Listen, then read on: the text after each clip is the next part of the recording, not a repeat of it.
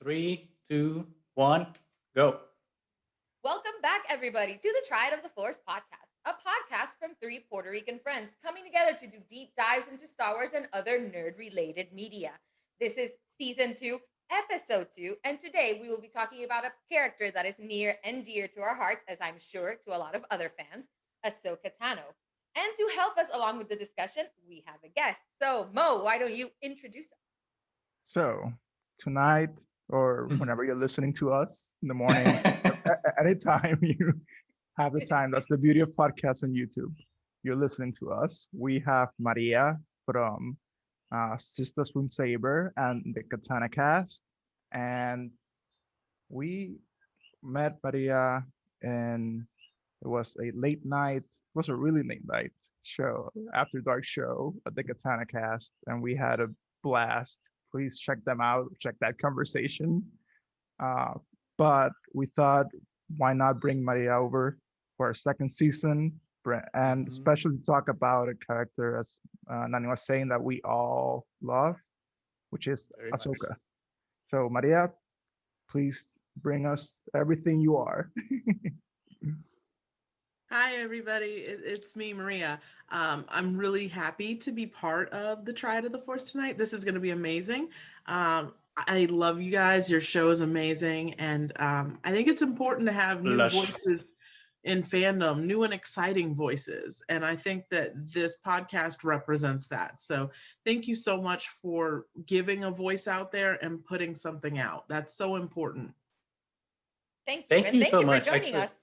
Yeah. yeah, I think I wasn't planning on asking about that, but since you mentioned fandom, I just wanted to like kind of get your thoughts right now. Actually, before we go into like our main topic, your thoughts on the current state of fandom, because I know there's been a lot of interesting conversation going on the Twitterverse, especially with some factions of the fandom that, for some weird reasons, are against certain people in the Star Wars community, and I kind of wanted to get your thoughts on that and what's going on, since like you were talking about representation and whatnot.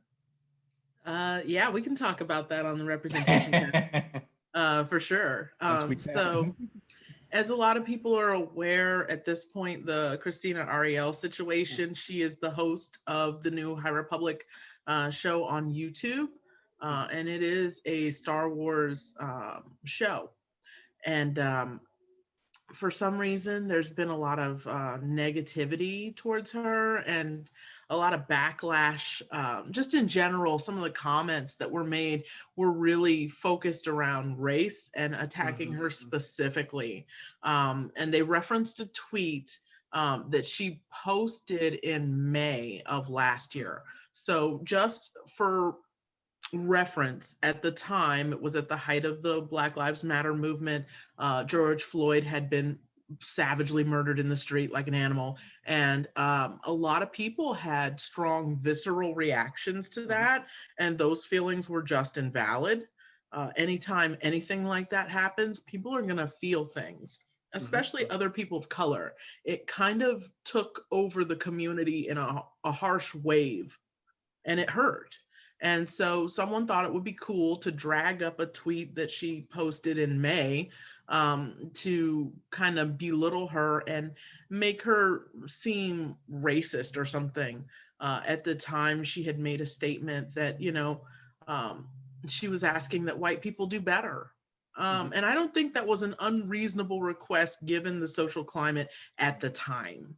And I also want to point out that she was actually coming in defense of another individual who was of color and trying to find a voice on his own as an Asian American.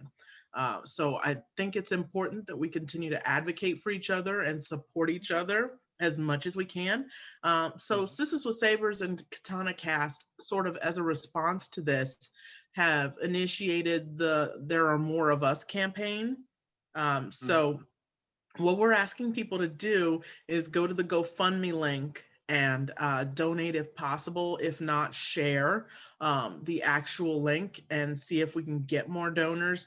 And all of the benefits and proceeds are going to the Loveland Foundation. And that is a foundation that specifically helps women of color and trans Black women find mental health services. So they are completely 100% free to them, and they have a nice little locator on the actual website. If you are a woman of color and you're looking for mental health services, it's a great place to go as a resource. If you need that, it's there and available. And I just feel like, what's the opposite of attacking a Black woman? It's helping a Black woman's mental health, you know. Yeah. And so we just decided that as fans, we were just going to do the exact opposite of what was happening and show the love. And I've been really blessed to have so many people around me that support me and are retweeting this. And, you know, it's really starting to gain momentum, and I'm really happy about it. And it's beyond time. And it's the first time that a Black woman has hosted a show for Star Wars. And it's such a big deal. I know it seems really, really small, but it's a really big deal for Black women. And we're excited about it. And we want to show as much support as we can for Christina. Today's actually her birthday. She turned 35. So happy birthday, Christina. We love you. Yeah. Yes. Yes. And so Well, the show was amazing too. I had Yeah, a lot wasn't of it? fun She's watching so it. Yep. good in it too. Yes. I don't understand why people. Whatever. I'm just gonna. Well, but it was it's- amazing. It's unfortunate, and thank you for doing that, because like the amount of trauma that comes from being a minority living in a system that systematically is out there to repress any other identity that does not conform to you, Yep. and to deal with that trauma. So thank you, and please, yes, we'll put the link down below so everybody follow, and thank you. And it's Yeah, I very think we're sad gonna too. continue to do it. Oh, sorry. Yeah. No, go, please. No, we're going to continue to do it throughout the month of February too. I believe we're going to continue it. Okay. And I thought it's going very well so far. Last time I checked, I think you guys had like gotten up to $3,000 or $4,000. So like it's going very well. So congratulations and Yeah. thank you for spearheading the movement, because it's been definitely a weird time for fandom, because I know Justina Ireland was also like facing some backlash just for being herself and speaking truth, which is one of those odd things that I find, especially like with Star Wars community, with a set of stories that are about inclusivity and empowerment and standing up against oppression and the system, you know, and the obliteration of, you know, of groups of people, right? So to like find these elements in the fandom that kind of take that message the wrong way and then use it to attack people that represent that story, it's baffling, especially in our day and age. But maybe because of our day and age, especially after all the things we've seen right in the Trump era and January 6th and all those things. Absolutely. I find it confusing too. I mean, to your point, the message of Star Wars seems to be in complete contradiction with what these people are doing. And I don't understand how you can love a franchise but disregard its intent or its message. Like it's so counterintuitive to me. When I think about like the principles that George set up, the very basic principles of right and wrong and duty and honor and protecting lower class people, you know, whether we're talking about Ewoks or we're talking about the Gungans, you know, time after time, George delivers this same message in very different ways. And it's like, how can you watch these films and not pick up on it? Either you're a moron or you're intentionally avoiding the message. Like it's everywhere, it's in everything, whether it's Rebels, Clone Wars, Turn This Way, Resistance, like it's there, baby. So it's just you know, which one are you a fucking idiot, or are you just intentionally avoiding the concept because it doesn't fit your narrative? It's purposely missing the point and then using their own ideas of what is correct to attack other people, which is even worse. It's like adding insult to injury. It's baffles the mind, honestly. But at least there is still a really good community of Star Wars fans out there. They're trying to, be louder than the haters. So it's good to be a part of that. It's definitely important to be louder than them because they Yeah. are way too loud. Yep. It's all of us a bad Definitely. name. It really does. Yeah. So Maria, tell us like what's your like relationship with Star Wars? Like how does Star Wars embodies all of this like in your life? Oh boy, that's a huge question. I know.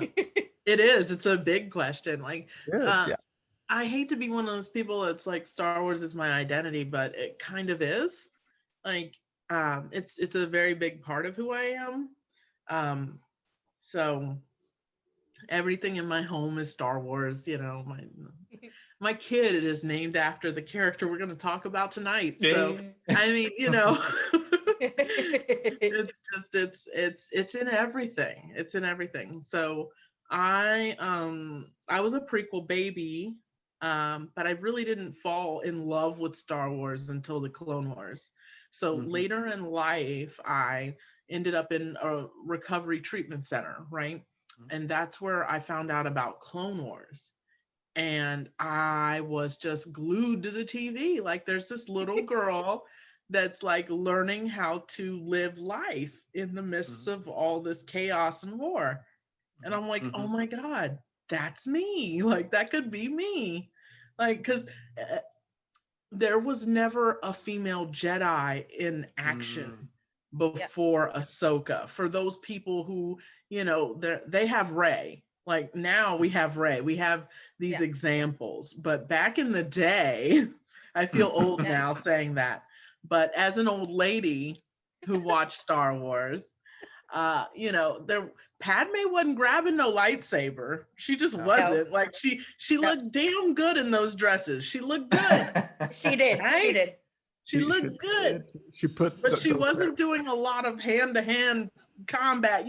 She had a blaster once. That one time. That one time they let her have a gun. I don't know who slipped up where, but they let it slide.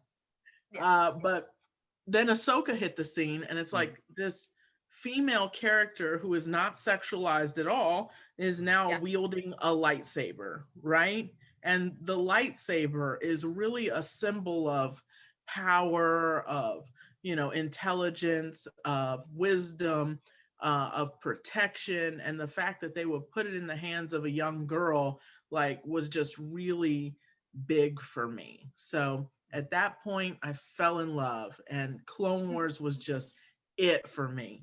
That was it. Like I never thought it could get better than that. You know what I mean? So that was my jam. It still is my jam. Shout out to Tom Kane. Shout out to everybody from Clone Wars. For my money, that's Star Wars, right? Like I grew up in the prequel era, but for me, that's Star Wars. Like there's just so many great lessons in there. And what I love about the Clone Wars is you really get a chance to get to know other characters, these side characters, and you get to understand like what's going on in the bigger galaxy, which really wasn't a focus of the sequel trilogy or any of the movies. Really, you don't get a lot of that, but that's one of the things I love about the Clone Wars is you get these other like factions, like the Night Sisters. You get to learn about Hondo. You get all these other, because it is a big place, and Clone Wars really helped open that up to everyone. It felt really inclusive, and I couldn't stop watching. Like even when they were canceled, I'm like, I still got it on Netflix. I'm gonna watch no matter what. I'm gonna do a full rewatch. Like I'm going back through. And then Rebels came, and I'm like, oh my God, we're gonna learn more about Ahsoka, because I latched onto that character, and I'm like, what happens next? This is not the end. No. What happens next? So it was just this cycle of like, I have to figure out what happens to her. She's that important to me. So fast forward a couple years later, I have this kid, And my dad's like, what are you going to name your kid? And I said, Ahsoka. He said, No Asuka? hesitation. Right? He's like, and I'm like, no, Ahsoka, Daddy, not Celia Cruz. Ahsoka. He's an old Cuban guy. He's like, Yeah. you mean like Celia? I'm like, no, Daddy. Like, Ahsoka. It took him a very long time. So To be at peace. But if you're gonna mispronounce the name, Asuka is a pretty good way to go, though. Yeah. yeah. Yeah. So that became the running gag of the house. But he's kind of come around to it now. He saw the Mandalorian and he liked it, which is good. So he finally is kind of coming around. Baby steps. Starting to get it. Yeah. Maybe once Ahsoka's ready to watch Clone Wars, maybe he'll watch it together. Learn why. She loves together. Clone Wars. She loves it already. Ahsoka loves Clone Wars, especially season 7, because there's just this nonstop action. Yeah. Once you get into those last 3 episodes, and she loves it. She's like, look, it's me. Like she gets it now. That is so awesome. That's so awesome. And she's like, they're shooting. I have to go. Like, okay, bye. I love that. Oh my God. It's so cool. She watched The Mandalorian. She immediately knew who it was. Like the minute the white lightsaber goes on, she's like, Ahsoka. Me. Yeah. Me, Ahsoka. What other? That's so amazing. Like, what other role model you need? Like, I am who I am, right? Maria, like what an imaginative name for a Cuban Black girl. Wow. Like everyone, you say Maria in Florida, everyone turns around. You know what I mean? Because everyone's name is Maria. I'm like, what gift can I give my daughter? The name of a hero, and it's not a name you hear all the time. Yeah. And her story is just so inspirational to me. Yeah. That she's able to be that light in so much darkness. Yeah. Like, it's just such a powerful story. Yeah. Well, at one moment did you felt like, Ahsoka just changed your life? That's hard. That's so hard. That's so hard. You're asking the big questions, like, what is the meaning of life? Like, hey, that's how I roll. That's Gus and Nani told me just take the conversation. I'm like, okay, I'm that's this. Yeah. Let's get philosophical here. Right? Let's find the best words all the time. Yeah. So the biggest Ahsoka moment for me is in Rebels. It takes place in like 3 minutes of a Rebels episode, right? So Twilight of the Apprentice. And I'm gonna try not to get too like emotional here, but Get emotional. Oh boy. Do it. The last thing you want is a weeping woman in the corner. We've gotten emotional here. Oh yeah. Please. So I mentioned that I had went through treatment, right? And I had a sponsor. And for those of you who don't know what that means, it means there's someone that follows you through the 12 steps and helps you get better from chemical drug dependency or alcoholism or whatever. Anyway, so the woman who was my sponsor ended up leaving. She decided to use drugs and alcohol. And so she left me. Wow. A year later, Twilight of the Apprentice comes out. And all of those feelings come out because she was my Anakin, right? She was the one who guided me through every day, what do I do? What do I do? What do I do now? What do I do now? And she would she would guide me and take me places and show me what to read and all of this stuff. And then one day, she just stopped. And what do I do now? Yeah. I'm all alone. What do I do? And I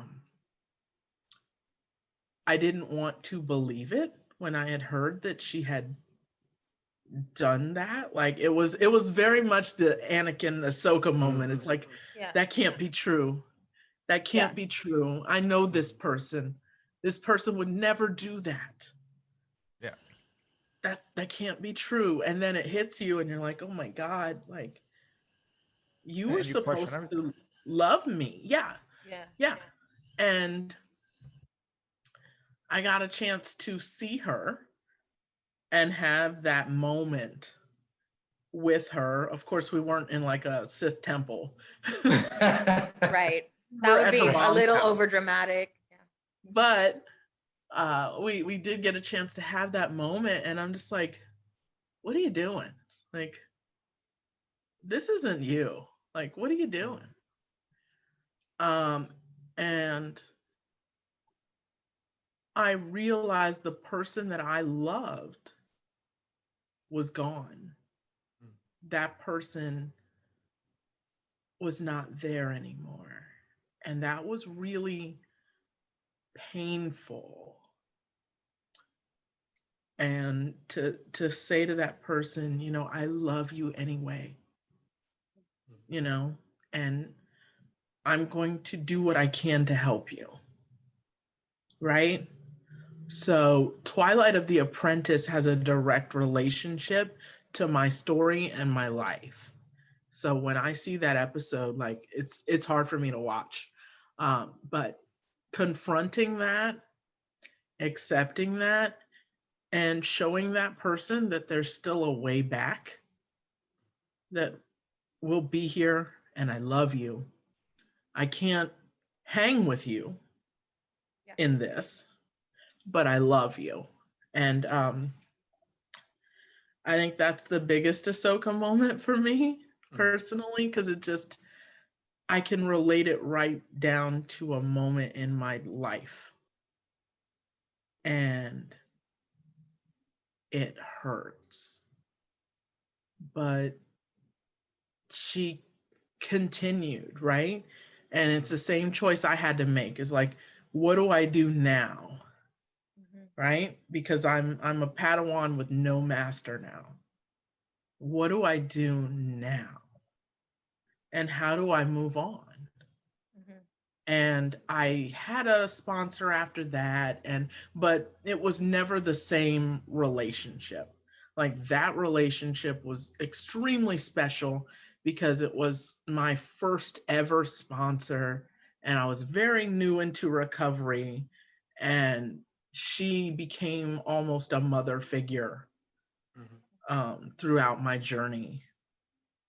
And, you know, not to get too deep, but to be rejected by my birth mother and now this person too, to leave me, it's like, what do I do and what's wrong with me, right? Because of all that. So I'm so grateful that Dave put that on screen for people who can identify with that and show that there's strength in that you can weather that storm and you don't have to lose yourself in the process. So that's the Ahsoka moment that really, I think, I identify with the most, and it's the moment that gives me the greatest source of strength. If I can overcome that, I can overcome anything. That's a really long answer. I'm sorry. Oh my God. Thank you for sharing that with us. I mean, yeah, thank you. Yeah. Thank you so much. Yeah, no, thank you. Honestly, thank you for sharing that story, because it gives that's the beauty of like Star Wars. everybody can relate to a different aspect of it. And if we were just listening to each other, like learning, like, oh, now I understand the pain that Ahsoka went through. How does that relate into a real life situation? And to find strength, like that's such a like powerful statement, you know, that how can you also learn from that failure that you thought it was on you, but it's not on you. It's actually on the other. But how do you regain the strength and the love and compassion that goes behind it? Honestly, that's I think that's the Ahsoka for me also, like the one that transcends all of that, and in a way, kind of like why it rubbed me off wrong how Ahsoka was presented in the new, like in the Mandalorian. Like maybe it was just that idea. I was just the Ahsoka I remembered was a compassionate one, a person that transcended their own pain to understand that they can help the other, and it just it didn't feel right. So I don't know how. Yeah, let's start there with us, like how Ahsoka was lastly presented to all of us, and like how do you feel the last representation of Ahsoka was on screen, and did it do justice to the character? I don't want to monopolize the conversation. I'm trying not to talk over you guys. No, we're asking you first. Yeah, Oh, you're asking. Well, anybody can jump in. It's just, but yeah, it's just like, you know, you're here. It's like this relationship you got with Ahsoka. You know, I've heard Goose and Nani, and Okay. Ad nauseum. I don't want to overstep though. This is your house, so I get that. You don't come into my house. Right, you come into my house. Yeah. No, Yeah. but no, seriously, Maria, what did you think, Maria, about the treatment of Ahsoka in The Mandalorian? I want to start by saying I'm glad there's something out there. I want to start there, right? It's been a long time. We've been waiting patiently, and I'm glad that there's something out there, because a lot of people who don't watch Clone Wars now know my daughter's name and what it could represent. I think it's much more than what we saw in The Mandalorian. But I want to start with saying thank you, Dave. Thank you, Jon Favreau, for putting something out. I don't think it was the Ahsoka. I'm just going to say it's not the Ahsoka I know. I appreciate the effort. That is not the character as I understand the character. It's very clear that what we saw was written by a man, because there was no empathy.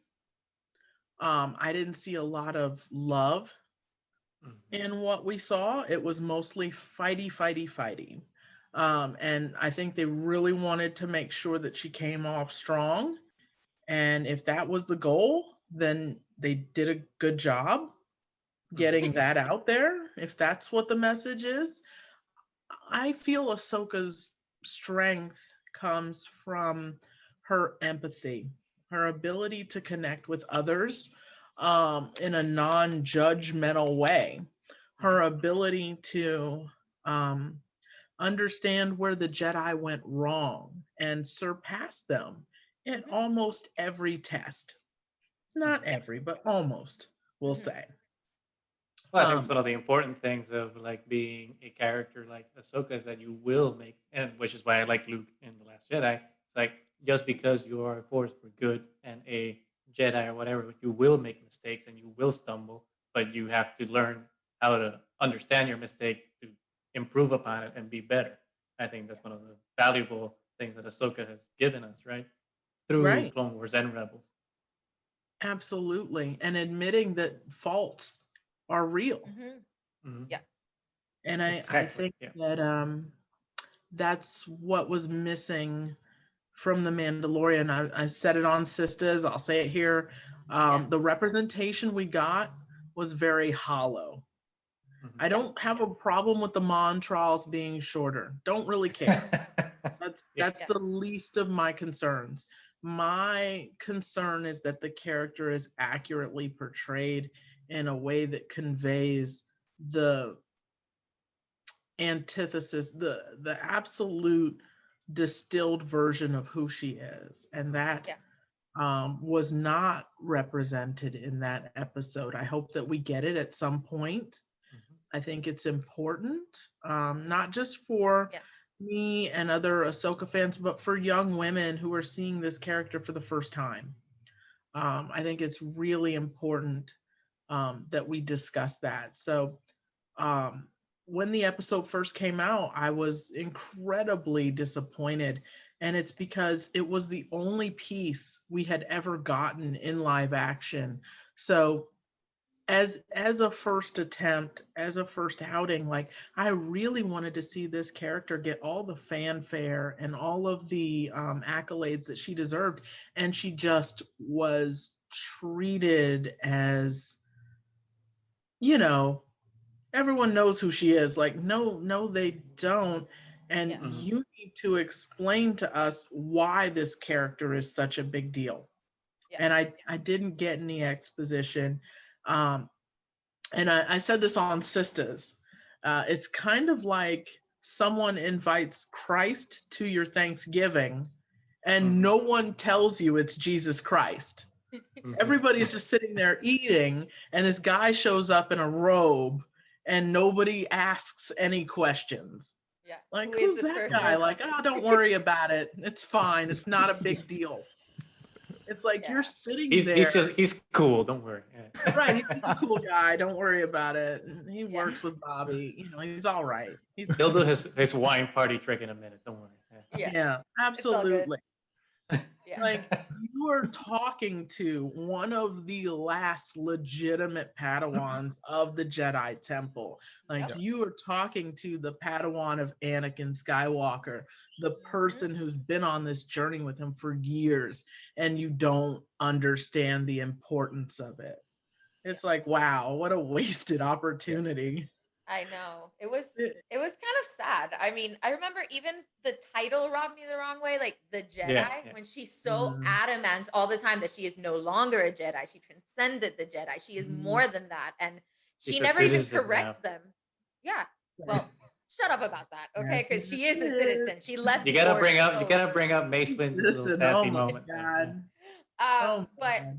she doesn't even correct it when they refer to her as a Jedi. Like there was many Yeah. opportunities for her to be like, I am no longer a Jedi. I am beyond that. I mean, I think Mhm. if there was anybody that could teach somebody like Grogu who went through, this trauma and all these things would be Ahsoka. She would be able to understand that a little bit more. And like you were saying, there was like no empathy, no nothing. It's like, oh, just sit him on a stone and try to get some other Jedi to find him because I got better things to do because I am shooting, this is like the pilot for my actual show, Yep. So Right. there's so much transcendence to that character, and Mhm. it speaks so much. She's one of the few characters that started off as a Jedi and found a different way to use the Force.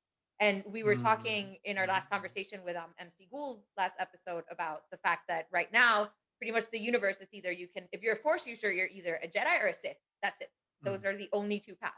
And then Ahsoka showed that that's not the only path. And then Mhm. you're bringing her into this world that is a little different with the Mandalorian that's trying to explore the middle a lot of the time, and then you Mhm. don't do anything with Ahsoka. You kind of just, I'm here, I have white Yeah. lightsabers, I'm a badass, I kill people, and Mhm. bye. Watch me in my next show. So hopefully in this show that has, I hope Is Filoni addressed. and this is addressed and we actually get the Ahsoka that we've longed for, that we've fallen in love Yeah. with over the years. So Which was one of those weird things that I found that there was a lot of dissonance in that episode because I obviously was expecting that episode with great enthusiasm, especially when we found out that it was the Dave Filoni episode. So obviously it's going to be Yeah. the Ahsoka episode.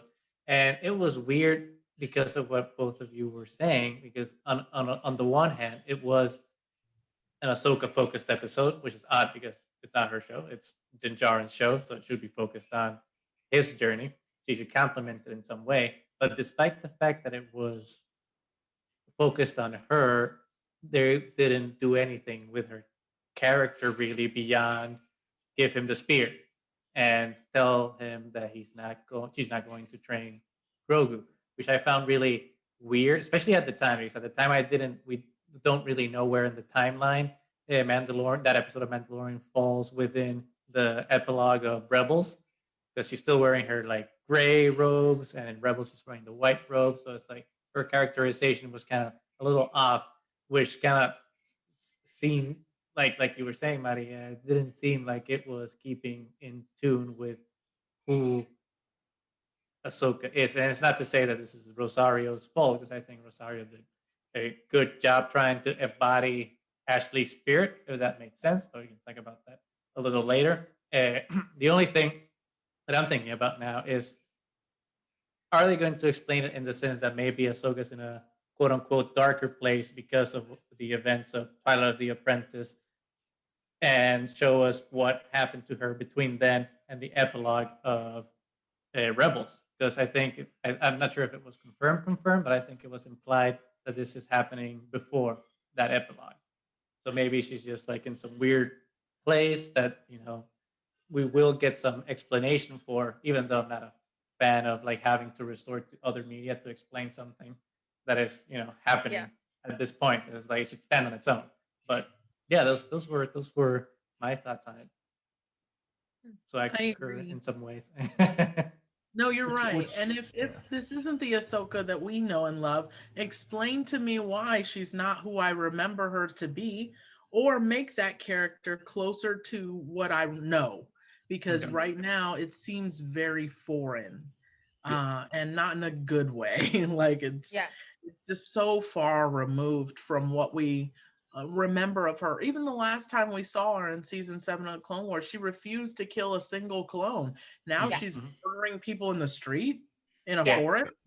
Like, what happened? What changed? It's just a little jarring, as someone who's been following this story for literally over a decade at this point. Like it's a little bit jarring. And at the same time, I think Rosario did the best she could with what she had. I don't know how much of the Clone Wars she's watched. Only her and Dave Filoni and God know. I hope she knows what's going on. And the depth to this character, and and she understands how important this character is to so many people. She represents so much. It's a big deal, and it's a huge responsibility. So not only to carry the character with pride, but also to represent the positivity that's already been put into the character. So I think those are important things. Visually, I like the costume decision. It didn't seem sexualized at all to me. It was really nicely done.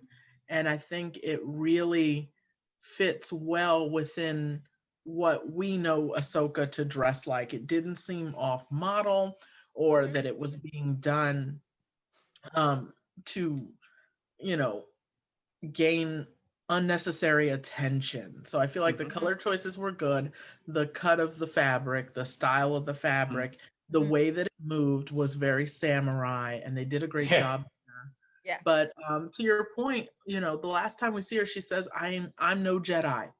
Yeah. She's even called a citizen. Now all of a sudden people are calling her a Jedi. So is she using the name just for the clout to instill fear in these people, or what? And if that's the case, then tell me that. Because there's a lot of, it raises so many questions. And not that I would ever doubt Dave, but I hope he understands how we're feeling right now. because Yeah. I know we're not the only fans that feel this lost in Yeah. what's being presented. Yeah. Oh yeah. And And especially that sorry, Mo, go. no, go for it. That rejection of Grogu as well, because she was, I mean, after she left the Jedi Order, she was all about, protecting the children, and especially Mhm. force sensitive children that after Order 66, were being hunted down, and she was very about, helping those children. That's why she decided to become Fulcrum, because her Mhm. main idea was, to establish the communication and to find these kids and to be able to protect them, and then to have this child in need show up and be like, no, not you. And then also even her interactions with Din, he makes a comment about, oh, nobody will expect a Mandalorian and a Jedi to fight together. It's like, It's like, bro, did you just see season 7? It's on Disney Plus. Bro. Come on. it's Right. like, How about that? Last time we saw you, you were fighting alongside. like Exactly. Mandalorians, yeah, and like Yeah.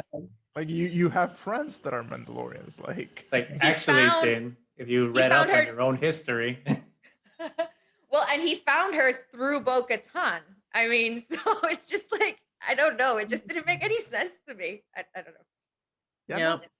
no, that's I don't know. I hope it's just they had to do some weird pilot thing to get Ahsoka episode going Mhm. on and make some investor happy, which is an unfortunate choice as always. Yeah. Uh, but The real bummer is that they didn't trust us enough to just present the information as it is. yeah, So I don't know who at the boardroom doesn't trust us, but Mhm. we don't need this. Like, we know exactly who she is and we know what's going on. We don't need you to warm us up or somehow, correlate hype her to us or Jedi, because we Yeah. really don't need that. And I think they need to start trusting the fans to know the story and be aware of it. And those I mean, people who don't, they will fall in love with it too. Nobody knew what the hell the Mandalorian was before it happened. Yep. They just need to trust us that we'll be there Yeah. Mm-hmm. yeah, before. I was gonna go and talk about that point actually, which is to say that the people making these decisions want to appeal to a wider, I think my theory, right, operating theory. They want to appeal to like a wider group of people that are not the fans, so that they can net more viewers, right? But at the same time, by doing that, alienating the fans by doing these decisions that for some reason they think will improve the accessibility of a character, when in fact I think it detracts in it, because Star Wars has always been known for, especially since A New Hope, they start talking about shit Yeah. that no one knows what the hell they're talking about because it's an What's the established Clone world. Yeah. So A war that exactly. already So happened and nobody knows and- anything about the and no war one until the explained it. prequels. no Yeah. one explained what the Clone Wars and you were didn't need in 3 movies. you didn't need the explanation. You just fall in love with the characters, and especially a character like Ahsoka, who's already very well established. If new people coming into it want to know about her, there's the Clone Wars, there's Rebels, Look, there's yeah. her book. So, I mean, There's you can probably Wikipedia, just goddammit. yeah, and there's YouTube. You can just probably put in like Ahsoka's greatest hits, and there'll be a compilation of Ahsoka moments. So Oh, yeah. people who But are interested in avoid certain YouTube channels. Be Well, careful. definitely. We'll Um, we'll list a couple maybe one day. but it detracts from a character that it's already so well loved and means so much to so many people to just like give out this hollowed out version of her. I don't know. It was like really disappointing. So yeah, especially like kind of like Maria said it, like it wasn't like even a year before and we had season 7 of the Clone Wars, but that showed how complex, how much, how the real strength of Ahsoka is not wielding her sabers, but actually being able to put herself on the other person's shoes, being able to even trust like that person who you thought, like my instincts still tells me that there's something wrong, but I'm willing to put trust in somebody in the hope that they can get better. And Well, then that's like why the Martez arc was so important. I don't know why people didn't like it. Probably because it's too Latinas, but whatever.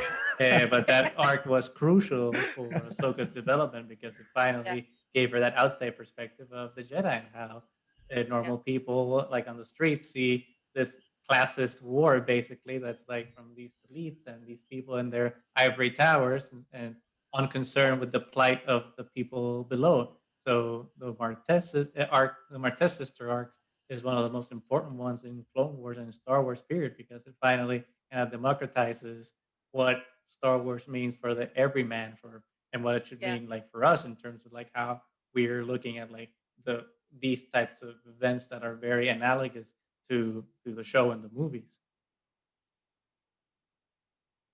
Maybe. Mhm. Maybe. No, you're not wrong. You're not wrong. You're at right. all. I think Absolutely. it's a valid point. I feel like also the Martez sisters also give us a look at more diversity in Star Wars, which is so sorely needed, And I do want to say that although my casting choice wasn't Rosario, I'm really grateful that Dave chose a woman of color. I love Ashley. I want to start there. I love Ashley. I met Ashley. Really? Awesome. So yes, can you? Yes. I want to hear a little bit more about that. Person, and she will listen to you. But I'm glad that the live action version is a woman of color. I always felt very strongly that her lips, her face indicated that she was a woman of color. And I am so glad that they decided to go in that direction. Should it have been Rosario? That's up for debate. That I'm not here to talk about that. I'm here to say I'm glad the woman of color. There were other options, that I was championing for, but that's okay. What I will say is I'm glad that they picked a woman of color. My hope was always that Ashley would stay as the voice and that we would get a woman of color actress, the same way they did for Darth Vader. Yeah. They would marry those two characters. And don't tell me that it can't be done, because we've done it for Darth Maul and we've done it for Vader. So I believe that there is a way to do that, and to do it in a way that makes sense and is classy. I believe we've done it before, and I think people's egos sometimes get in the way of what really should be done in the best interest of the character. And that was my working theory for what they should have done for Ahsoka as well. But then when I heard it was Rosario, it's like they're not gonna get an A-list actor and then dub her over. So that's why I lost hope once I saw that it was in fact her. It's like, she's gonna want her voice. And I mean, I don't blame her. Probably if I were her, I'd do the same thing. But I think that's the other problem about getting somebody that's so well known. It also makes it like, regardless of how amazing the costuming and everything was, I couldn't really see Ahsoka. I just saw Rosario like cosplaying as Ahsoka. You know what I mean? So it was really hard to, which is what Star Wars has usually been pretty good at getting people that are not that famous, to be there. So it's like somebody maybe quasi recognizable, but not that huge. And then it was a little jarring, when it was Rosario, regardless of the fact that, I think she did her best, but it would have been better to have somebody maybe less recognizable so you could feel more that it was really Ahsoka there. Yeah, I felt the same thing with Woody Harrelson in Solo. Like, it was really hard. It's like, it's Woody Harrelson. It's Woody Harrelson. Yeah. It's always you're right. I love the man. Not just that, like, that's the last person Val has to kiss before she dies. Like, that's like, there's no one else. Nobody else. Good point. It's a valid point. It's a big galaxy. Go for the monkey if you have to. Like, I'd rather go for the monkey. Oh, terrible. Voiced by Jeff Favreau. So not good. Wow. Anyway, that's neither here nor there. Yeah. But I was really lucky to have met Ashley at Yes. Yeah. Orlando's celebration. I think it was 2015. Yeah, we were there. Oh, Orlando. were you? Oh my Yeah. I God. wasn't. No, you Orlando. Oh, Oh, it yes, was Orlando? Yes, we Okay, went. yeah, Orlando, yes. Yeah. Okay, sorry. Okay. So we probably I'm sorry crossed I paths at some We point. Yeah. crossed paths. I'm sure. I was in the celebration store line for like 4 hours. It was Oh terrible. my god, yeah. It was Yep. murder. Yeah. But it was a lot of fun, and she's so kind and patient, like with the fans, and she gets it. And at that point, Ahsoka was just an embryo in a Yeah, freezer yeah. somewhere.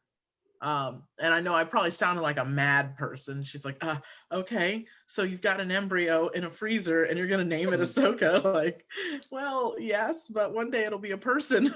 Yeah. Exactly. Oh man. And then we were supposed to see her at Lexington or Louisville Comic-Con, and then COVID happened. So Aw. Ahsoka hasn't met Ashley yet, but we're going to do that at some It will happen. She will. Oh yeah. It's gotta happen. That's gonna be amazing. Hey, Dave. I would love for Dave to meet her. I think that would be cool. I think there might be one other Ahsoka now. I think I heard that there's someone else who named their daughter Ahsoka. Oh. Okay. Copying you, not an original. No, but not That's not okay. not there, you know. That's okay. We should do a date, like both Ahsoka. Like, Yeah. Ahsoka there's squared. room for everyone. So that's Yeah. awesome. We definitely do need more Ahsokas in the world. It would be a Yeah. better Yeah. world with more Ahsokas. That's for sure. Because like Yeah. I guess so then let's go backwards. Then we already talked about Ahsoka on Mandalorian. Then the last time we remember her was Ahsoka on Rebels. What and we saw Rebels, it was like an Ahsoka that, you know, it was like what probably could have happened in the Mandalorian, I think, from my perspective.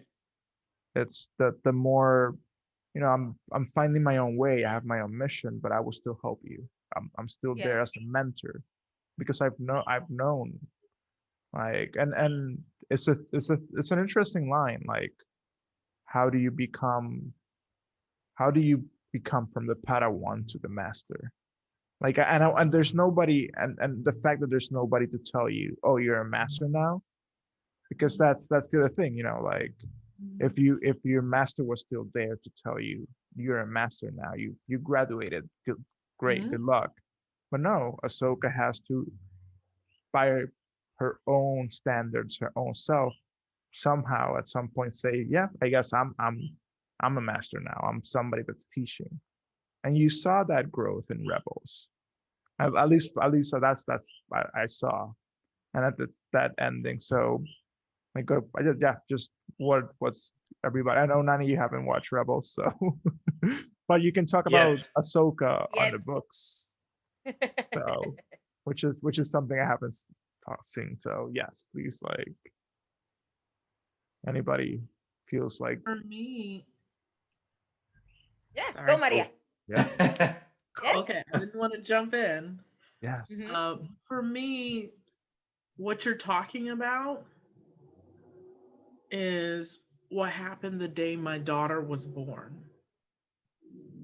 Because I never had anyone to tell me, you're the master now.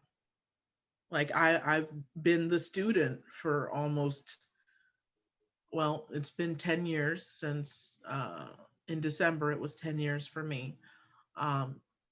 So Ahsoka's 2. So 8 years I was just forever the student. And there's some power in that because it means that you're forever learning. And I think there's a piece of you that should always be the student. But when I gave birth to Ahsoka, it became like, wow, I guess I am the master now. I have to teach this Yeah. this person that won't stop crying. Like I have to teach this person. So for me personally, holding that baby Mhm. makes me feel like I'm the master. Oh. And it also helps to keep me from, I have to be the example, right? Mm-hmm. For her.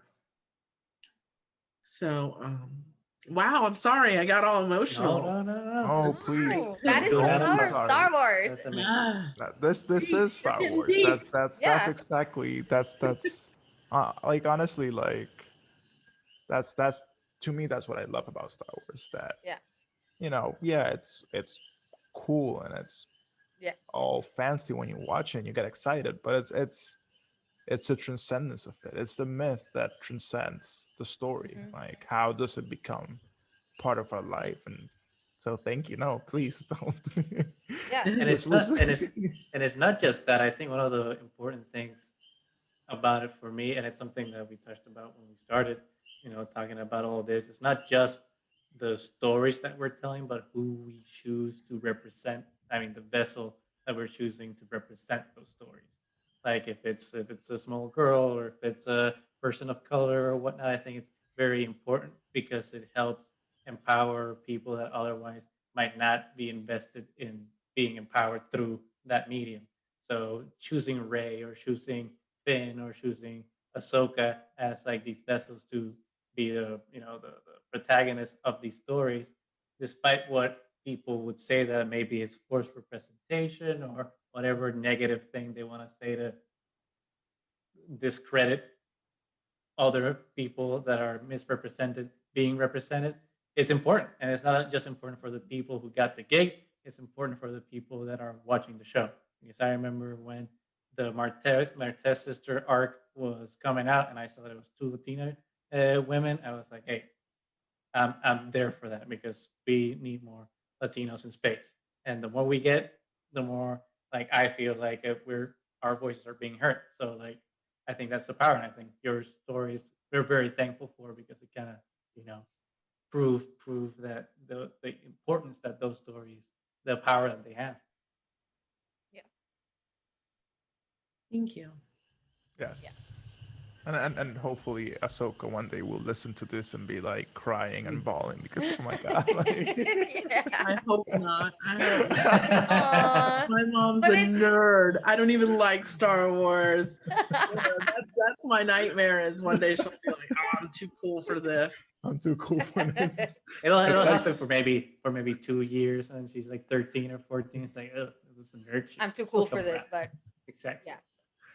Or yeah, who knows? Yeah. yeah. But And there's Yeah. something so awesome about Ahsoka because I mean, when you first see her and she's like really young, and she Mhm. comes in like in the middle of a battle, like to be Anakin's Padawan, who wants nothing to do with the Padawan. Anakin, who was like probably the most arrogant one of them out there, and then her influence on him as well. The relationship Mhm. that comes up between them, and how she makes him softer too, and he becomes this like older brother and sometimes father character as well. So you can see this humanization of Anakin through his relationship with Ahsoka too, and it's Mhm. she's such an important character, and there's so many of her arcs are just so fun to watch, and then so emotional as well. Her relationship with Padme as well. I mean, there's Mhm. so many intricacies to this character, and I don't know, it's amazing. So We get a good shot of like what Anakin would have been like as a father yes. to Leia and Luke if Mhm. things had been different through the Clone Wars. And that's one of the things I love most about the Clone Wars is we get that glimpse of what that Yeah. could have been like for them. I think that's important Yeah. for sure. And Anakin on the whole, like Clone Wars just does so much. So Yes. no disrespect to Hayden or any of the work that happened in the prequels, but it adds a lot of layers to Yeah. what's going on with him and Mhm. how Ahsoka's leaving may have contributed to his downfall in a real serious and important way. Because she was when you spend that much time with someone, Mhm. everyone who's listening to this has someone in their life that they spend so much time with it something from that person has rubbed off on you and made a mark on your life. And when that person is gone, those ideas still stay with you. It reminds you of that relationship in a good way, and sometimes in a negative way. And those things help define you and shape your character and make you who you are. And they're intrinsic to your belief system at some point in time. And I think that kind of can help or hurt a person depending on where they are mentally. And I see that with us with the Anakin arc. So I see a lot of that there for sure. Oh yeah, definitely. And not just in the fact that she leaves, but in the fact that how the Jedi Council treats her, how it all comes about. I mean, he was already having serious doubts about the Jedi Council, and then after everything that happened, it just solidified that more to him. And then having that last conversation with her as Anakin right before he goes into that confrontation with Count Dooku. I mean, the state of mind that he was in after that, I think it definitely had something to do with his fall into the dark side, which, I mean, as somebody watching the show and you know how Anakin ends up, that watching them have this such a beautiful relationship makes the whole thing so tragic as you're watching. It's like, because you know how it's going to end, and it's just like so good but so hard to watch at the same time. So it's which Like, also brings up really the well done. duality of Ahsoka and Anakin, which is that their perspectives towards how to handle a situation, which shows kind of like healthy and unhealthy ways to how to deal with something. And even though Ahsoka's, they're both attached to a something, and they were both brought up within a system, but where Anakin, his attachment doesn't allow him to leave, even though it might be the best thing for him, and doesn't let him to let go. It contributes to his fall to the dark side, while Ahsoka has been the opposite in many ways, because she's still attached, but she understands that that attachment can only lead to like the detriment of herself, and she is able to let go and leave when it's absolutely necessary for her, which I think is the importance of that scene when she finally gives Anakin like her braids and walks down the temple steps. It's like her saying like, hey, this is probably a hard thing I'll ever do. That's the right thing because it's the most important thing for me. I think that speaks to how Ahsoka is one of the best characters of Star Wars, because it's acknowledging that you can be a strong person that's attached to someone while still being able to watch for yourself. Because if you don't, it's what George talks about, balance. Like if you're completely selfless, it's also bad. And to live in balance is to understand that you have to and have that give and take. And her leaving was one of the most powerful moments in any story in Star Wars. Yeah. And the fact that she also understood Anakin, because when she says that she has to leave, and he says, "I understand. I've wanted to leave as well," and she's immediately like, "I know." Like she definitely at this point knows about him and Padme, and she knows. Oh, worst kept secret. Yeah. Obi-Wan knew as well. Rex knew. Everybody knew. Everybody. But I do love that. I mean, she's kind of hinting at him like, I know, and I'm deciding to leave. Hint, hint. Maybe you should leave too. You don't have to stay here. You can tell that he's being affected negatively by this relationship at this point, but he stays, and we know what happens. And sorry that I interrupted you, Mo. Go ahead. Oh no! Please don't never be sorry. I prefer to hear everybody else before, but no. Honestly, I think like Ahsoka sort of like reminds me of like I have a really close friend who like really push forward like how important mental health is, and their quote was like, at the end of the day, you always, once you learn how to love yourself and somebody else, doesn't matter the distance, doesn't matter at what point in their life they're at, you're still gonna be there, but you have to learn how to be okay not being there at physical. You have to be okay with those feelings. And I think Ahsoka sort of embodied that and sort of like showed it. So, or maybe, who knows, maybe it's just my mind filling the gaps on the character. And that's okay. That's how everybody relates to different stories and medias. You fill in the gap with Mhm. who you are, and that's what inspires the hero and everybody. So that's, yeah, I think that's, and Rebels did show that, and the ending of Clone Wars, that was just beautiful. Like honestly, I was just crying every time. Yeah. Like that whole scene at the end between like the departure, I was just like knowing it's the last time they see each other before Yeah. Mm. before the next time, which is Yeah. that Yeah. when so powerful. It's And oh my God, right before then, when she's walking down the hallway and all the clone troopers are saluting her and Commander and bowing their heads. And then when she Mhm. goes into the hangar and there's Rex and the 501st with their helmets painted with her face markings, I cried. I was Right? like, yeah. just like ugly crying. Like, this is just, I couldn't This do is it. coming from the And person that did not want to watch the show originally. I know. I know. Yeah, Maria, if you didn't know this, I did not. I watched Clone Wars like this last year. I had never watched it.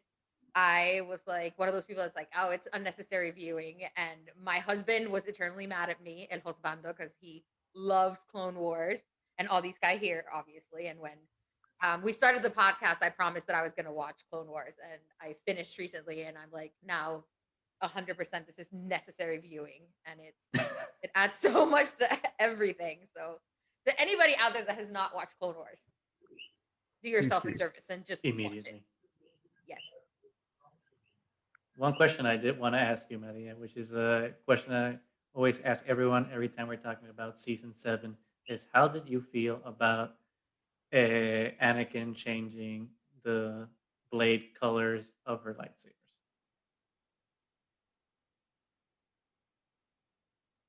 Okay, you want me to go? Oh yeah. All right. All right. I will go. I want to make sure I'm like not jumping out. Like I Oh, feel no. because it's not my show, so I don't want to like I don't want to Oh, get too tonight invested. it is. Tonight it is. This is your show. We're just Oh, here hush. support. We're just supporting. We're the sup- except we're the supporting act, yeah, the So I backup band, so had to speak.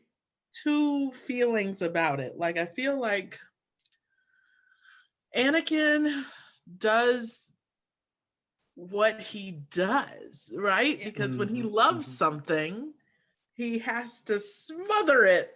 Like mhm, he can't just let it be. Like he has to do something to it, mhm, you mhm. know, Yeah. because that's just how he is, you know. And to your point with the duality between Ahsoka and Anakin, like right down to the way that they enter the Jedi Order. Like Dave at a panel like went over like Ahsoka's like acceptance into the Jedi Order and how Plo Koon came to get her, and there was like this big celebration in her tribe because it's like a great honor to be chosen to become a Jedi.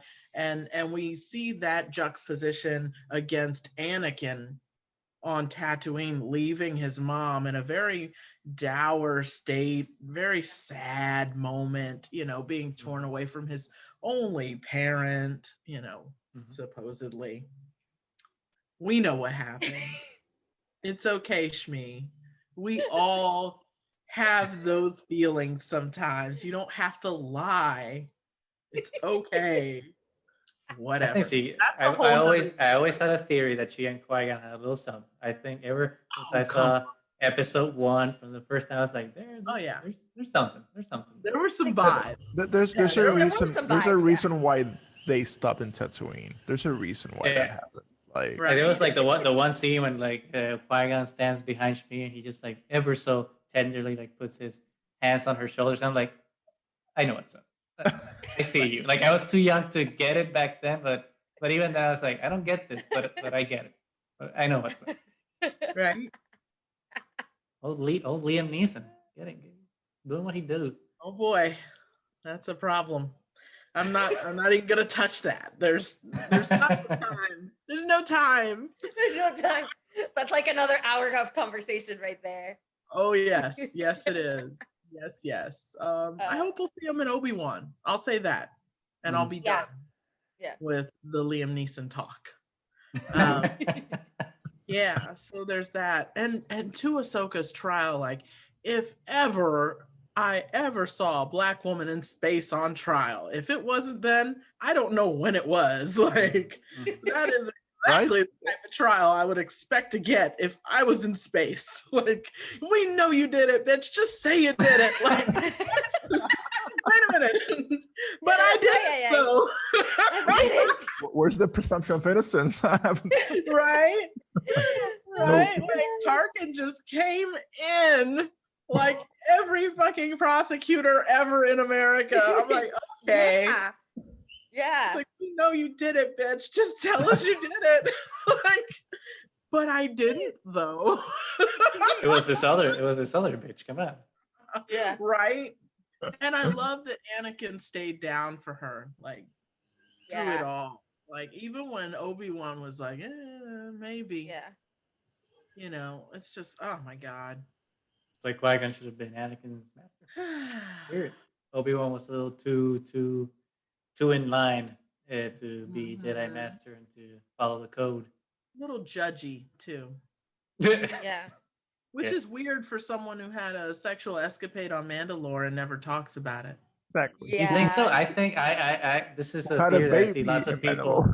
I disagree with that. I don't think I disagree respectfully with this theory. I think Obi-Wan would not have done that. That was the difference between Obi-Wan and Qui-Gon, and why Obi-Wan is such a uptight Jedi that failed Anakin. Because if he had actually done the do with Satine, he would have been a little more sympathetic to the whole Padme Anakin thing and be like, "Hey, dude, I didn't do the thing. This is why I'm miserable. Leave and do the thing." But have you seen who is Porky's father? Some random. Ooh, I don't know. We don't know yet. Really? I don't know yet. No, it's Obi-Wan. It's you see so many people. Not canon yet. But it's like, all right, he's a denier. Okay. Like so many. We'll see. I'm holding out on this theory. Okay. La moral en calzoncillo, and like we say in Spanish. I mean, that would be fine too. But I like the idea that Obi-Wan isn't doing that because he's actually such a believer that because he is such a believer in the Jedi way is why he failed Anakin. That's why I think that Qui-Gon was such a better master for Anakin, especially if you read Master and Apprentice and you see like how Rail Averas, I think was his name, like Qui-Gon's former Padawan, like that dynamic they had back then in that book, it kind of exemplifies it for me in some way. But that's besides the point. I don't even know how we got to Satine and Obi-Wan. I'm sorry. It always comes back to that. It always happens. It's a hot take. It happened. Speaking of, do we think we're gonna see flashbacks in the Obi-Wan Kenobi show? Or are we gonna get live action Satine? I hope so. If not, we're robbed of those headdresses. Like, headdresses. Yes. And wigs. We need the wigs. If for no other reason, then bitch, we need the wigs. Bring the smoke. I'm here for it. Satine has some badass outfits too. Yeah. You thought Padme had a wig. No. Yeah. No. Satine. You're wrong. You're Bitch, you're wrong. Wait till Satine comes out in a wig. Which actually, I don't know if you all remember on the celebration, somebody like was like cosplaying Satine. Yes. And they had that wig on point, like. Yes. In Chicago, right? No, it's actually in Orlando. In Orlando. Uh-huh. Yes, it was somebody. I think it was like a couple, one cosplaying as Satine and one cosplaying as I think it was Governor Pride. And I remember the Governor Pride. Yeah. So they were on point. So if they listen to this, good job. Yes. Good job. Lucasfilm, hire them and do it real. Oh. So that would be like a golden opportunity, though. Like in the Obi-Wan show, have like the live action reunion of Obi-Wan, Anakin, and Ahsoka. It's possible because I'm 100% sure that we're getting Qui-Gon, Force Ghost, Liam Neeson. But it'd be, and we know Hayden's going to show up, and I doubt very much that they're going to get Hayden to just put him under a mask. It's like you already have a Darth Vader actor. Why would you get Anakin for that? I mean, Hayden for that. We're gonna see Hayden Christensen mascot. So stands to reason that maybe we get Ahsoka. Fingers crossed. That was always my dream, was when we get to the end of her journey, that Hayden would be there with her at the end when she crosses over, and they would get that chance to reconcile. That was always my dream of how it ends. Like, she would, because everything that lives must die, right? Yeah. At some point. My vision for that character is that she dies in a way that helps her become a bridge to the next generation of Jedi, you know, and she sacrifices, of course, to help the next generation. And when she does, she reunites with Anakin. That was always my dream for the character. I mean, we still have time to do it that way. I'm sure Dave has something better. I can totally see like Anakin, Force Ghost Anakin, just waiting for like for Ahsoka, and then like something like, yeah, I can see it. It'll be beautiful. I'll probably cry, and then I will definitely cry. There is not even a question of that. I mean, it would be awesome too if, like, in the Ahsoka, I mean, because we know the Ahsoka show is post Return of the Jedi. So at some point in her journey, she goes to some temple searching for Ezra or something, and just Force. I was gonna say Space Ghost. Force Ghost. Anakin just pops up there and says like, "Hey, Space Ghost. We need Space to have goes coast to coast." Oh yeah, we need to have a heart to heart. Him too. You don't have a show without him. You just don't. So I guess, like, yeah, how do you see the future of Ahsoka? Like, what will be the ideal Ahsoka show and next step in your headcanon? Because we all know Dave listens to this. A lot of the opportunities already. I think we missed so many balls. Like, it's disappointing to say, but at this point in the Mandalorian timeline, we know Ahsoka Tano's alive, and we know that Luke Skywalker exists, but yet they haven't met. Yet she hasn't had a chance to tell him about who his father really was. So we have these two characters that are just drifting in space, and I feel like those two characters are destined to meet. Yeah, they have to. Otherwise, it's like, we drop the ball. What are we even doing? Right. Yeah, because basically the only characters that Luke met that knew Anakin as Anakin were Yoda and Obi-Wan, and they never talked that much about Anakin as he was. And, you know, to Ahsoka, this person as Anakin was so important to her that it would be so positive for Luke to hear this side of who his father was, who he always believed was inside of him, because he never lost hope in the fact that Anakin was still in there, even without knowing him. And then hearing it from Ahsoka, I think, would be very poignant to add. So, and at this point in the story, we have to remember Luke is what, 19, 20 tops? Like, thinking back to your own experience as a person, a young person, like, how cool would it be to sit down with somebody who's not a relative, but someone who knew your parents when they were your age, and you actually get those stories and get a real sense of who they are as people. I feel like there's something that happens when you hit like between 19 and 25 and you realize your parents are just fucking people and they make mistakes. Yes. And they do sometimes fuck up, and they do things that maybe are stupid. You know, my mom, you know, hooked up with Rick James that one time. Anyway, that's not the point of this story. The point is Anakin killed younglings, you know. Oops. You get a chance. Well, you know, sometimes shit happens. Right. You humanize them, and you get a chance to see that they're people too, and they made mistakes, and you learn from that. And I feel like we were really robbed of that in The Mandalorian without that scene. Maybe it'll come at a later date. I don't know. I kind of think that, you know, we talked about my ending for Ahsoka, what I I feel would be a really good ending for her. The show, I think it's pretty clear that they're gonna, look for Ezra, which is good. I think it's important for more representation to get that on the screen. So people who don't know who Ezra is, surprise! Now you know, not a white guy. Yeah. I mean, how much do you want to bet, though? I mean, this is a short bet, so we should make these bets because we will win.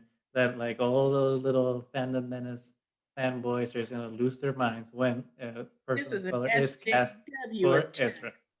Yep. No, actually, it's been like this all along. You just weren't aware of it.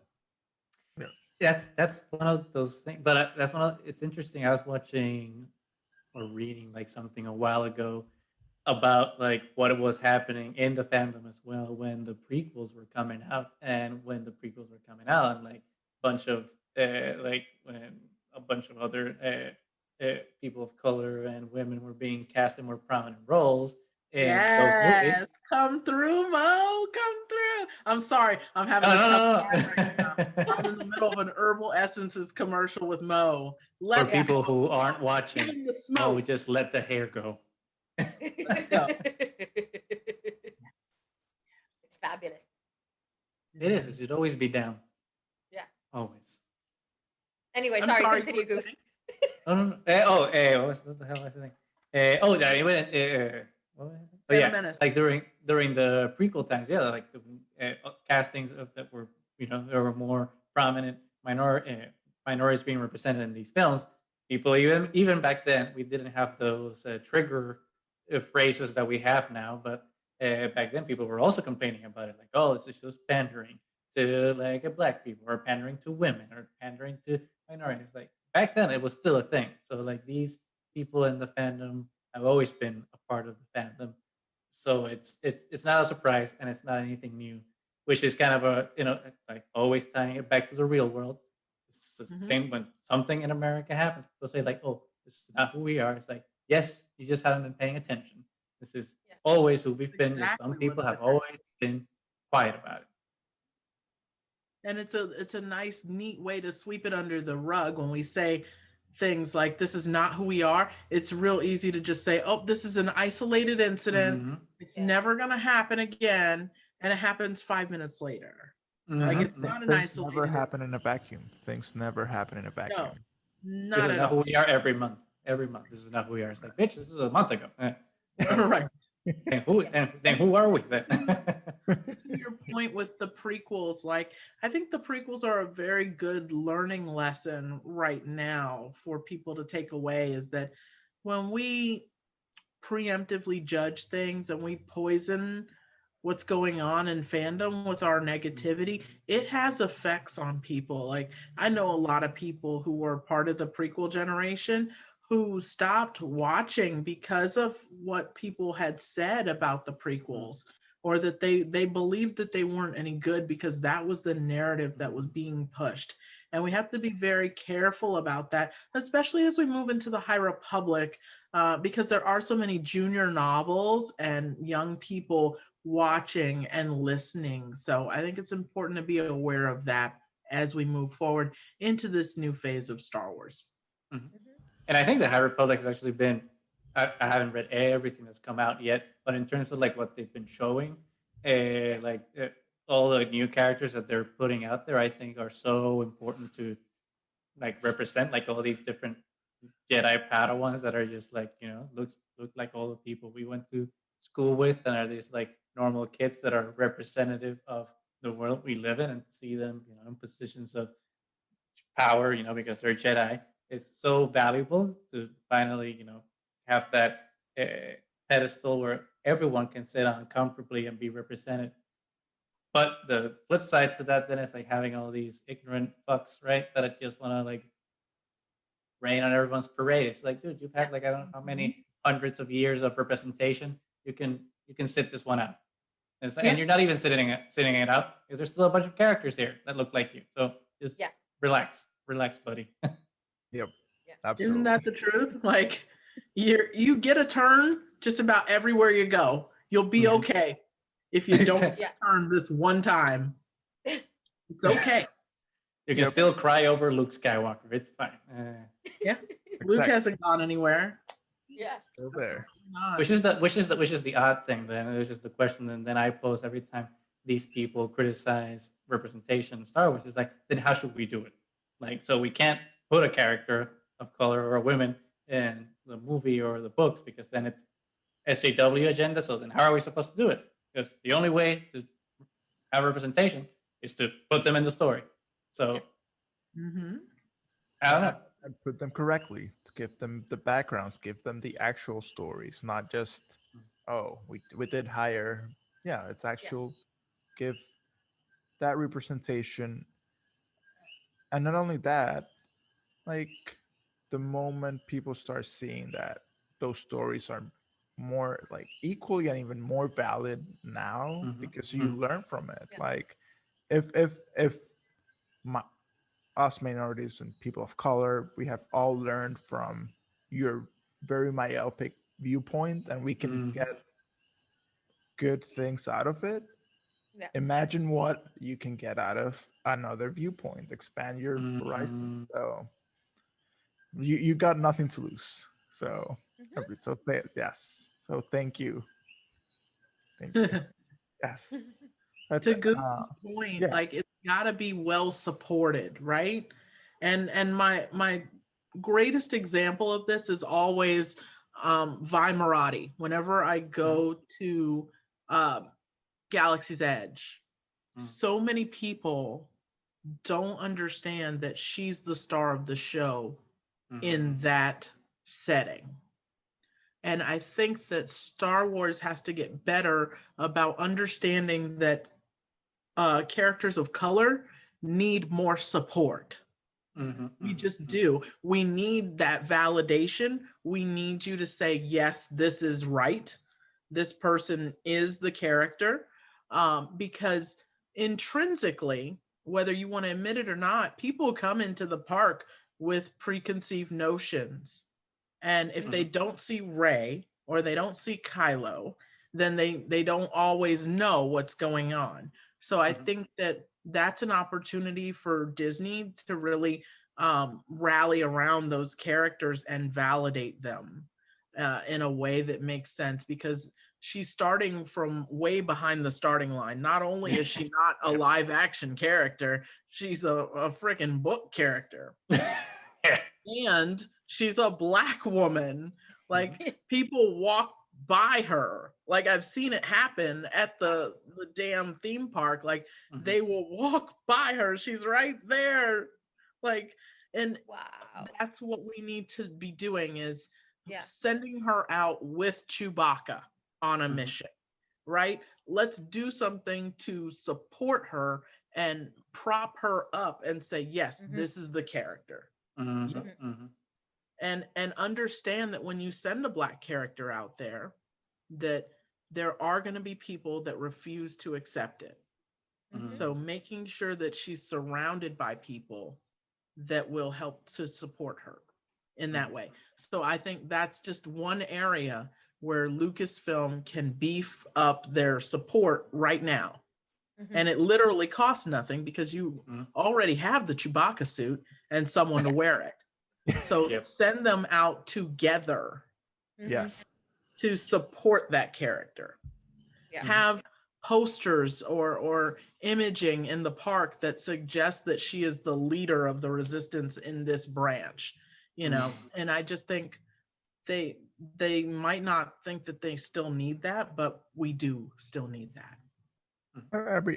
Everybody needs, they have it. They've always had it, so we all need it. So, but yeah, I think that's the beauty of Ahsoka. Hopefully we can have a future where she shows all of this that we've talked about, and I'm hopeful. I'm gonna keep to the brand of Star Wars and be hopeful. There you go. Wouldn't it be awesome to see her at a park, like Ahsoka? in live action? Yeah. Are you kidding me? I mean, she's an easy character to do that for, because she has like the makeup and the stuff and the Leku and everything. And then see her with both white lightsabers. God. Yeah, Yeah. I'm ready. Yes. Yep. But yeah, That- I think that- like Obi-Wan said, I'm also cautiously optimistic about what's coming next. So here's hoping that they do right by this character that we love so much and inspires so many people, because it's just four of us here and we've been so inspired. I can't imagine how this character has touched, so many other people out there. So Absolutely. I wonder if we'll get any like world between world stuff. that If would be any really more cool. stuff will come into play. Mhm. I have my own headcanon about how that works and Yeah. why she was able to make it and the emperor couldn't. Why? Really physically. Why? Well, because she has Morai. Mhm. Because of what happened on Mortis, I believe that Ahsoka was able to make it and pass through the door. Like okay, we're not going to get into all this because we don't have time. But I will say this, that I believe that the world between worlds is the place where the Father did his work, right? So that's what that place is like where he would meditate and see the future, the past, the present, all of this happening at once. And the reason why Ahsoka is able to physically appear and pass through is because Morai is the tether. That's why she's sitting on top, is because she's the tether from that world to this world. And the Emperor can't pass through because he doesn't have a tether. So he's reaching through with dark magic, and we hear his voice, and he's able to project, but he's not physically there. Ezra is there because he's in the temple, and the temple is connected to Lothal, and he's connected to Lothal. So that's his tether, right? So very, very out there stuff. Anyway, that's I dig it. I like it though. I that's my new headcanon. I'm taking that. But I have a whole theory about the sister, the daughter, and how that works. And that was her final act, was to impart her life to Ahsoka. Yeah.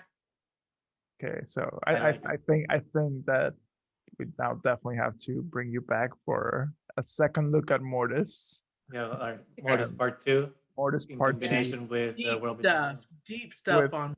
Yeah. You my mind is like, oh, I want to go there, but yes. Yeah, because I'm also thinking like, oh, this is like the Tesseract and Interstellar. Oh my god, I'm ready to go crazy.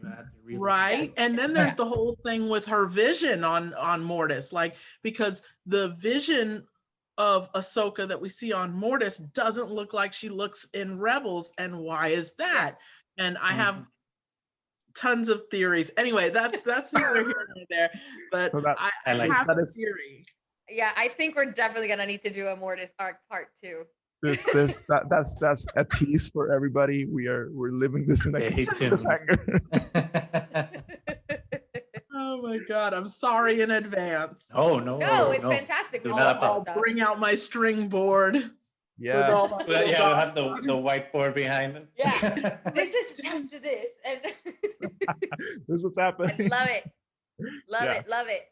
Well, Maria, thank you so much for joining us. It's a pleasure. Please, can you tell our listeners where can we find you, what's going on, and again, plug in the need to actually please support the cause that is so important. So absolutely, I'd be happy to do that. So I am the founder of Sistas With Sabers, which is a podcast that is developed for us, by us, for Black women. And you can find that podcast anywhere, Apple, Stitcher, Spotify, I don't know, it's everywhere, Anchor. So just type in Sistas With Sabers and we'll show up. I also co-host on the Katana Cast, which is another diverse group of voices in fandom. So I think that's important. You can follow me at Blurred Girl Jedi. You can follow the podcast at Sabers With if you're into that, or Sistas With Sabers on Instagram. The cause that we're raising money for right now is the Loveland Foundation, and it is a group that provides mental health services to Black women and girls and Black trans women. And you can GoFundMe, you can get onto their page and you can donate today, as little as $5 if you're interested. And there's no amount that's too big or too small at this point. We're going to continue to support Black women as best we can in the community. And it's just a way to kind of take what's been happening and flip it into a positive. And we've gotten a lot of really good support from people like E.K. Johnston and Matt Martin and Christina Ariel herself. And Awesome. didn't Ahmed Best retweet it? I think. I Anyway, haven't seen about him. Well, we'll check. Let's just go with yes. anyway, everyone should. I'm the best. Let's go with that. everyone who's cool is doing it. So you should do it too. Exactly. Now we But just it's- need Ashley and Rosario to retweet. Yeah. It is a great charity. And it was always my dream that Sistas would get involved with charity at some point, just because the podcast is like a platform for Black women, and I'm never going to monetize it at all in any way, shape, or form, because I think it's important to keep it a free space for women to voice whatever they want to voice in fandom. So I think it's really important that we have that space. So thank you for allowing me the time to be on, and thank you so much. I can't wait to be on again and hang out. Yeah. I love you, Mo. I love you guys.